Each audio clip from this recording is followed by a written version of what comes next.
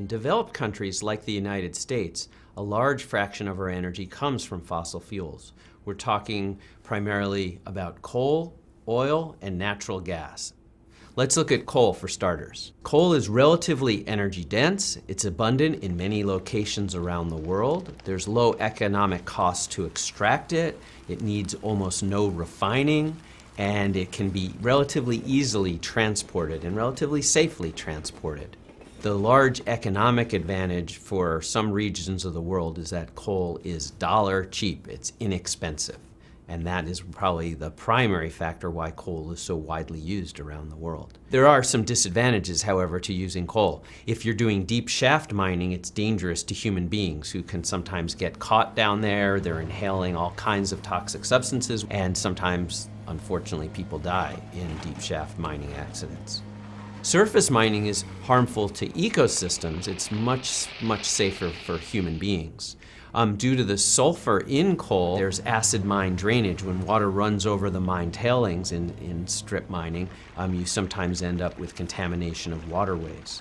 Coal is problematic because when you burn it, that sulfur combines with oxygen and you get large emissions of sulfur dioxide, leading to acid deposition.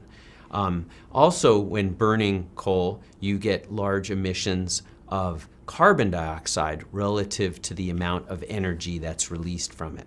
So you've got carbon dioxide, you've got sulfur. Also, when you burn coal, you get particulates, trace amounts of metals, other pollutants. So without a doubt, when you burn coal, there are a large number of environmental consequences to the air and to ecosystems on land and in water.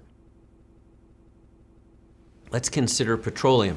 And we're talking mostly about oil, but technically speaking, there are other products when you talk about petroleum. The advantages are that it's ideal for mobile combustion.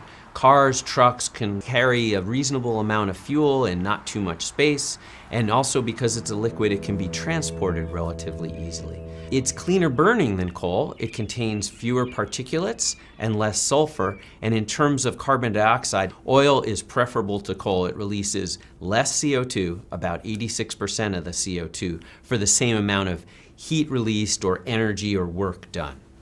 The disadvantages are that it does require significant refinement. Oil spills are potential anywhere, both on land or in the ocean. And there's a relative amount of technical ability that's needed to extract oil, especially from deep in the ground. There's a potential for human rights and environmental justice issues at the extraction site, depending where in the world that's being done. And there is some reduced availability of petroleum that we know it's nowhere near as plentiful a supply as coal, for example. Natural gas has a number of advantages that surpass even petroleum. I should say natural gas is the same thing as methane, CH4. It's relatively efficient for electricity production. It's very efficient for cooking and home heating, and it has many fewer impurities than coal and oil. And in particular, it emits 50% of the CO2 than coal does. And it emits maybe 20-25% of the less CO2 than oil does for the same amount of energy obtained from it. So those are important advantages. There are some disadvantages. There are risks of leaks and explosions, and particularly in newer techniques with hydraulic fracturing, there's a concern about leakage in natural gas during the extraction and transportation process. And that's significant because natural gas is 25 times more potent as a greenhouse gas than CO2. So if you're leaking methane, if you're leaking natural gas, you are contributing to greenhouse gas effects much more than by releasing carbon dioxide.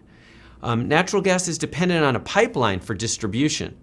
You can truck a variation on natural gas, LPG, liquefied petroleum gas, but in order to use it, you do need a pipeline. So let's compare the three fossil fuels together. When faced with a choice, the first response is, do I have to use any of these? So one of the best answers when, well, should I burn coal? Should I burn oil? Should I burn natural gas? The best answer is, maybe I don't need to burn any of those fuels in greater quantities. Perhaps I can increase efficiency and increase conservation and reduce my need for any of those fuels.